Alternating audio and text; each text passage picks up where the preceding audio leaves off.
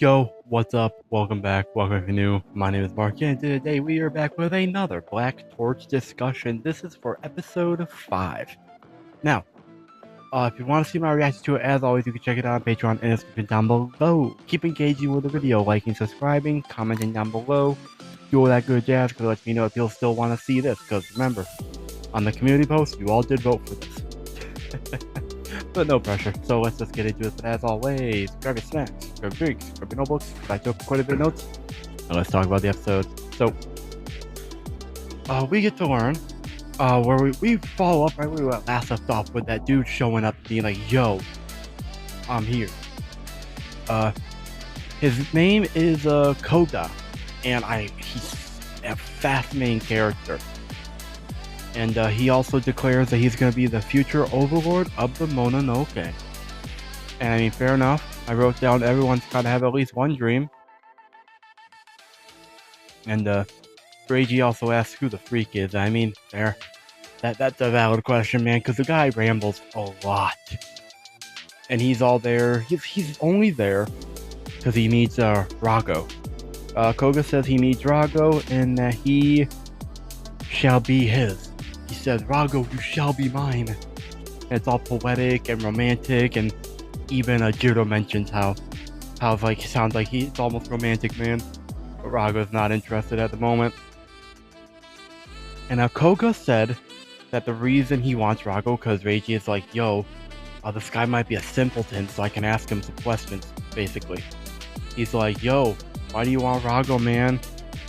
And Koga basically says that Rago is a badass. That's why. We later learn that's not the only reason, but it is one of the reasons.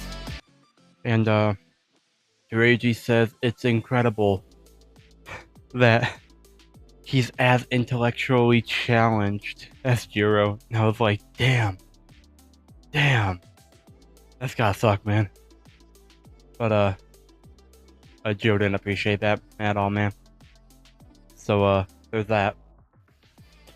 Yeah, I'm trying not to be too rushing through everything, man, like I did with Demon Slayer Infinity Castle, because I have time now. My phone's not dying, my battery's not full, my storage isn't full. I have time to take it easy, man. And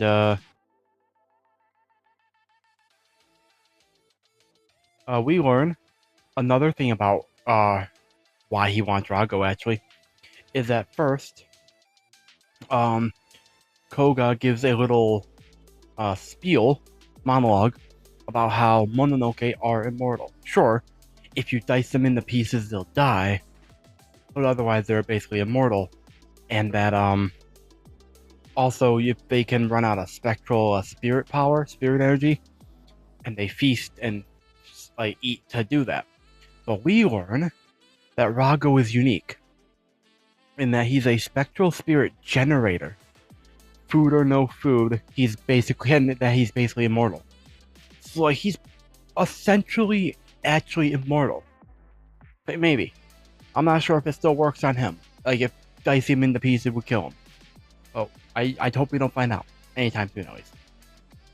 But Koga wants that power. He wants that power that'll make him the undisputed overlord, so to speak, being fully immortal or practically immortal like that. I mean, while I wish he was going after someone that's not Rago, who's cute and adorable and a really fun character, Koga's kind of valid for that. I gotta be honest here. Like that desire is valid to want his power to be immortal. Going about it actually taking it by force, that's a different story. If Rago was like, yo, sure, why not work together, that's different, because it's mutual. But yeah, he's still kind of valid for that, man.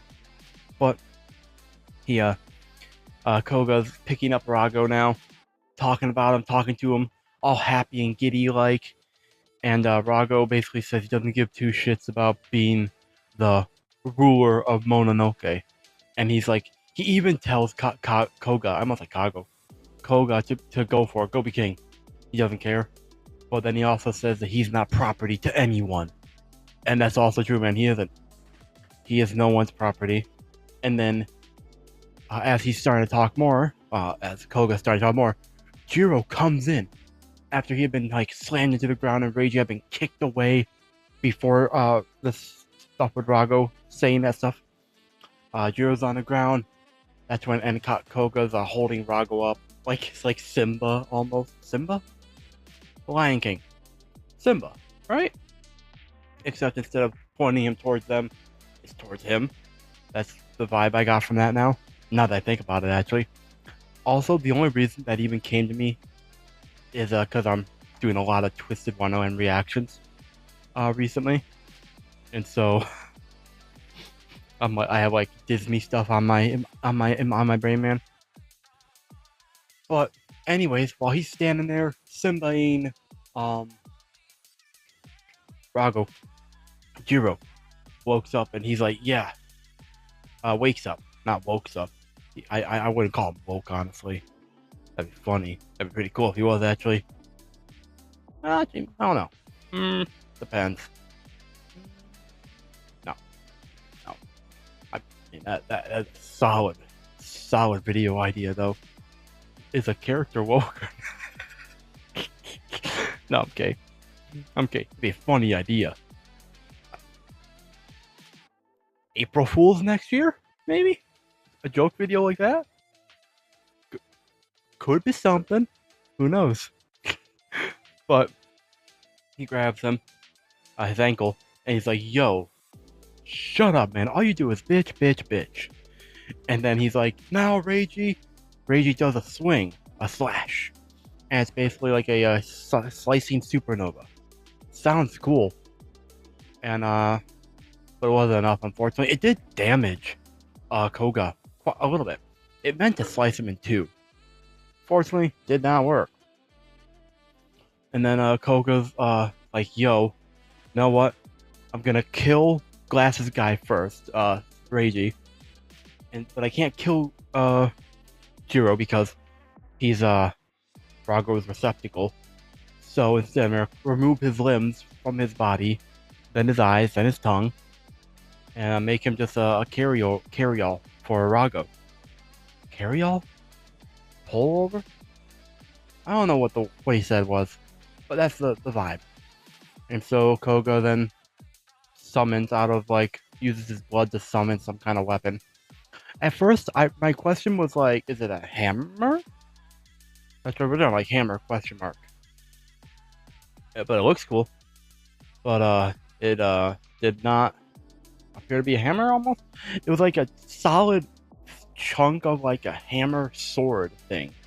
Like shape of a sword, a very wide sword.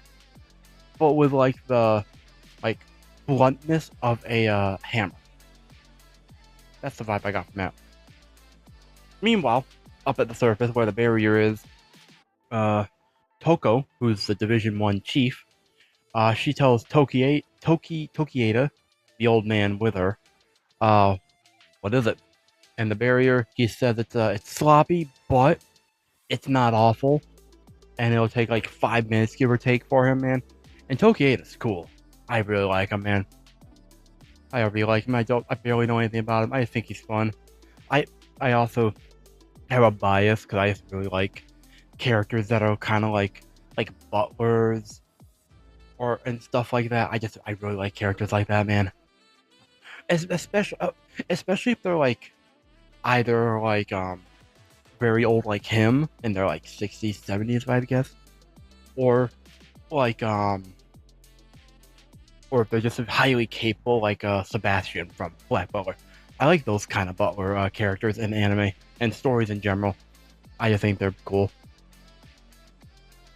And but before he gets to work, Ichika's like, "Yo, how can I help? I feel bad while they're all suffering down there and everything." And she wants to help, and so Tokieda's like, "I understand." And so he has her place the stake thing. If only it was a physical stake, that'd be hilarious. Just hands her a giant stake and says, place it to my exact specification. And she's ready to do that. Meanwhile, on page, Toko, she's suspicious of Shiba, Ryosuke. She's like, you knew Division 1 was gonna be here, right? You had it, that's why you came here at this time, so that we'd be your backup. And Shiba says basically, yeah, pretty much. And he made plans because this is the newbies' first mission. He's like, what kind of leader would I be if I didn't make plans just in case for the newbies' first mission, basically. And I also really like how he's just actually smart. Like, he doesn't, in some instances that we've seen him, he doesn't necessarily give the vibe of like he plans ahead like that, fully like that. But like, I do appreciate that he is a character that thinks ahead, that plans ahead like that. He also, though, says that he has either trust or faith, I don't remember which one it was, in those newbies and in Toko. Which, cool enough. Meanwhile, moving back to the fight theme with Reiji, Jiro, and Koga. Koga, he's just straight up demolishing Reiji, bro. It's not even a question.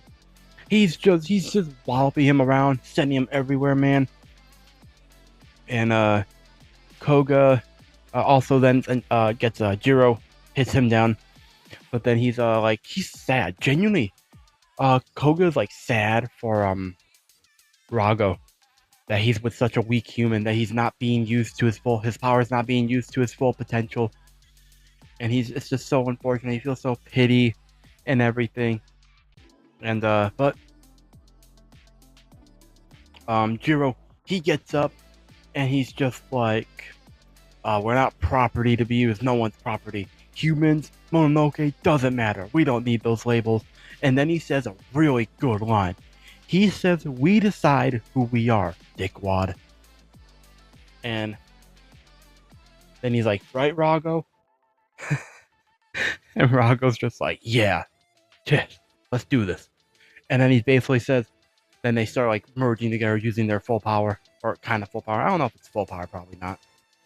But Rago's just like, all it would take is one big wallop. And they have a big attack. And they take the swing. And do want to mention that Koga actually kind of looked happy seeing that power be used, which I'm not surprised by. Cause like that's why he's there in the first place, because Rago's badass and because of his power. But it's cool. And the hit lands. Meanwhile, Reiji, he's shocked at that power level, man.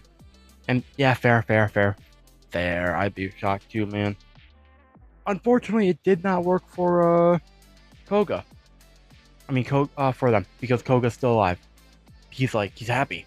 He blocked it, and he's ready to go.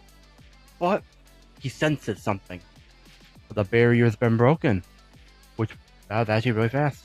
It really only took like 5 minutes for Tokieta. And so Koga decides he's gonna leave. And although, of course, Jiro, being Jiro, says, "Why are you running away, coward?" And Koga's like, "I'm not running away. I'm heading home." Which sounds a lot cooler than saying I'm leaving. Just saying I'm heading home. But then Jiro's like, "Same thing, man." But I don't think running away is cowardly, because running away enables you to try again. That's the thing. What's cowardly, what could be considered cowardly, in my opinion, is letting someone get away.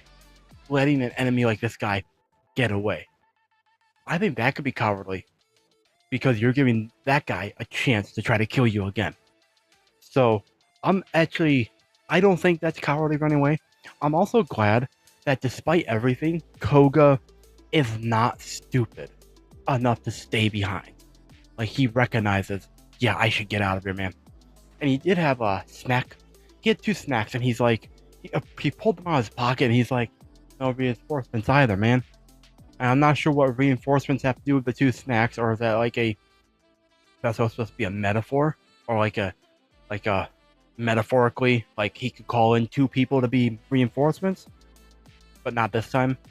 But like, I do appreciate that he leaves, and but before he leaves, of course, he's like, "You," to Jiro. It's like, "What's your name?" And Jiro's like, "Now you want to know my name?" Jiro Azuma. And then Koga is interesting in how he reacts now. Because he's like, awesome. Like the Azuma family of spies, then he laughs. And Jiro's just like, yo, what's so funny, bro? And Koga's like, and Koga says, no wonder. And then he's like, so you're that guy's kid, huh? And then he leaves. And that just like, bro, you can't just drop a tease for war and then leave. You just can't do that. That should be illegal. That's a war crime. You shouldn't be able to do that. Just saying. Because that leaves questions like, what the fuck? What hit that guy? That guy's kid. So probably his dad. Or maybe an uncle. Like someone that Jiro believes was an uncle. Maybe it's actually his dad. I don't know. But like that tells me that even among someone strong like Koga, like his dad in particular is known. Like it's one thing for like the family of spies Azuma to be known. That's fair. Like because they've been around for so long and all that. It's another for a specific person to be like known, if you ask me. That implies that there's more to it than just being a spy, like a really good spy. Is Jiro's dad half Mononoke? Or a Mononoke? Or is he more like... Is he legendary like his grandfather maybe is? I don't know. Unless this is a red herring. And when they say that guy's kid, they actually mean the grandfather. The grandfather is actually the dad. It could be that. Maybe. But, Jiro, he's also like, yo, wait. Because he's also curious. Like, fair enough, man. And so, moving on. To after all that's said and done. They're outside. They're, reminiscing on what went wrong, man. How they were weak, how they couldn't do anything. Meanwhile, Toko, she leaves because she has to go to headquarters. And she's critical, very critical of them. Says simply they did what they were expected to do. Whereas Shiba, he's more like, it deserves congratulations, doesn't it? Because like they survived, they did well. She leaves after he says, always critical. But then he's like, as far as he's concerned, they got a passing grade. And that's fair, man. And Reiji, meanwhile, they're like in their heads, and Reiji's like, I did nothing, man. He's all angsty about how like I did nothing. I was useless. And then Ichika, also basically the same thing. I did nothing. I was useless. But then Jiro, rather than all that, he's just like, huh? Hit that guy? My dad? I only knew grandfather as my dad, and Nachi as the dog as his mom, and that's sweet. That's sweet, man. That's sweet, man. But then he's just, oh, whatever. Oh, it doesn't matter, man. I don't care. And honestly, I don't blame Jiro for not caring, man. That's a lot of work. But then he like reaffirms that he's like ready to become a agent now for real, like, and then Reiji and Ichika are like, wasn't it already a done deal, man? But then he's like, but then Jiro, rightfully so, was like, it's feelings. Feelings, man. Feelings. And that's true. Like, it's one thing to like just like have no choice but to do it. It's another thing to actually embrace what you're about to do. Even if you have to do it. It's like to actually like put your interest and feelings into it is a really good thing. So and Shiba gives a really cool speech, says that I always have your back, man. And then after that, it's a new day. A new day means new training, and they're training at the headquarters that they have, that like warehouse thing. And the mission today, conditioning, training. Which honestly, yeah, I think Reiji could use that, and probably Jiro maybe. And so Shiba enlisted the help of someone else to help them. And it's Fuyo. She is a Mononoke. And she I don't know how I feel about her. She's hilarious. But at the same time, she's just insane at the same time, man. It's like she's a whirlwind of energy. And she also has a rivalry now with Rago, about how he's all cute and adorable. And then But Rog was like, I'd get offended if you weren't a pipsqueak. Fair. That is funnier. But yeah. And so the reason there's a Mononoke there named Fuyo is that the Bureau, their mission and goals are to monitor and eliminate Mononoke. But for the friendlier variety, the Bureau actually takes a more collaborative approach to them. And I thought that was pretty cool. Although I do wonder if this is like the company line, so to speak. Like he's just regurgitating what he's supposed to say, and it's not actually true, and like Fuyo's being like threatened into helping, sort of thing. I don't know. I don't know if it's that or if it's genuinely like they're taking, like they're seriously taking a collaborative, mutual effort with them. But their training is to break free of a hypnosis, hallucination spell. It's an illusion spell specifically, and because Mononoke can use those, but Shiba's like, since you should get used to this in a controlled environment, hence that's why Fuyo's there. And so they're each sent into their own little illusionary areas, spaces inside some blooming flowers, which is pretty cool. And Reiji's illusion is his brother. Because what we see, he's walking for a while. How do I get out of here? Then up ahead, a cave from his childhood, some kind. And in what then the flashback shows someone walking in, but then in real time, where he is, someone's walking out. An illusion, of course, but it's his brother with a sword and like a kimono. I think it's a kimono, or like some kind of like outfit, like you know what I'm talking about. Like, you know the outfit, like that swordsmen in like Japan have worn before. But Reiji has to fight him now, and he also, I'm calling it now. Reiji has trauma. Yeah, I'm calling it. I have a pretty good idea of if characters have trauma, and I think he has trauma. But that's all we get from him. Ichika, on the other hand, her illusionary memory is of her mom, because her mom is there's a sweet memory of them gardening together when she was a lot younger, and but that's actually the last time she does that. That's actually the last memory before the mother dies and doesn't come home. But she says, Ichika, as like current Ichika, she's like, they always say that the good guys always beat the bad guys, and yeah, they do. So I wrote down, society only conditions us to believe that the good guys always win. In reality, they don't. Vast majority of the time, they don't. Back in the day, maybe. But nowadays, no. The good guys don't win. Good guys haven't really won for a long time, man, if you ask me. But everything went by in a flash for her after that, with like moving forward after the funeral. The funeral was a blur. And so she started running and kept running.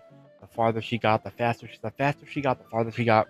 Because she was trained to be an agent after that. That was like the last straw that broke her back, so to speak, and like conditioned her to like, or made her obsessed with becoming an agent. And finally, on the day she became an agent, her dad, who is dead, also I'm pretty sure, is like, yo, you gotta come with a homegirl over here, whose name I don't remember if we got her name, but she's like the family head, butler, maid, assistant, I'm not sure. But she is like, your father wants you to come with me. And so they go to a underground bureau facility, and that's where we learn her mom is actually alive still, which that was the biggest shock to me, bro. Because apparently her mom is trapped in a stone statue spell, and the reason she didn't know actually kind of makes sense, is because her dad was sworn under secrecy by the bureau that civilians couldn't know. Keyword there is civilians. Ichika, she's not a civilian now, she's an agent. So now she's allowed to know. And he, in the letter, he apologizes for not being there with her and all that. And he says, everything from now on is your choice, what you do. And Now back in the illusion area, there's a like statue wall thing of the mother. Now in the statue, like in a glass thing, and Ichika places her hand on it, and she's like, "Just hang on, mom." And unfortunately, the mother kind of turns into an illusionary creature, tries to kill her. I'm not surprised, man. And then we go to Jiro, who's been running around for a while, and Rago is like, "Yo, I sense something," and they stop, and up ahead is, I kid you not, Venom. Legitimately, it looked like Venom to me. I was like, in the reaction, I was like, "Yo, that Venom? Hey Venom, how you doing, man? Been a while." Cause that's the vibe. That's what he looked like, almost bar for bar, face wise, Venom, size wise, Venom, color, Venom. But the interesting thing is that Rago's like, I know it's an illusion, but I feel like I've seen it somewhere before, and that's the interesting here. My guess is that it's Rago's like maybe Hulk form, so to speak. Like when he gets pissed, he gets serious. He's not a cat anymore. He's that thing. Or it's not related, or it's like something different. I don't know. I'm guessing it's like some kind of like another form of Rago, because Rago doesn't remember some things leading up to his capture and sealing. But then that also brings up the question of, did Fuyo know that would happen? Like, did she target Rago specifically?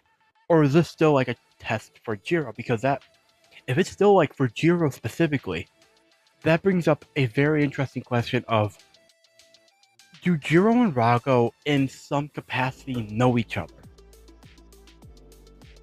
Either that's the case, or this is like the illusion spell is actually targeting Rago specifically, because Jiro doesn't have any trauma. I could actually see that. Jiro might not have any trauma really, because he's only known his grandfather, who he basically calls his dad, and Nachi the dog, his mom, so to speak. Huh? That could be the case. I don't know. I'm curious about how this goes. But yeah. That's how they end it. It was a pretty cool scene though, honestly. It might be thumbnail. I don't know yet. I have ideas for thumbnail. But yeah. I'm gonna wrap it up here. Let me know what your thoughts are in the comments down below. Did you enjoy this episode? I am very curious. And again, you can check out a Patreon for the full-length version over there. Also, I have a new tier over on Patreon for early access. Because some videos that are not seasonals, I'm going to be putting them over on early access over there first. I'm mainly doing that right now with Twisted Wonderland. So if you're curious about my reactions for Twisted Wonderland, you could check out the early access tier over there. That's all you care about. But if you're here watching this, you also probably care about that. So you might just go for the main tier, which is $3.50. But yeah, I'm gonna wrap it up here again. Thank you all for watching, and until next time, my name is Mark. Never stop being yourself. Stay safe there. See all you crowd people in the next video.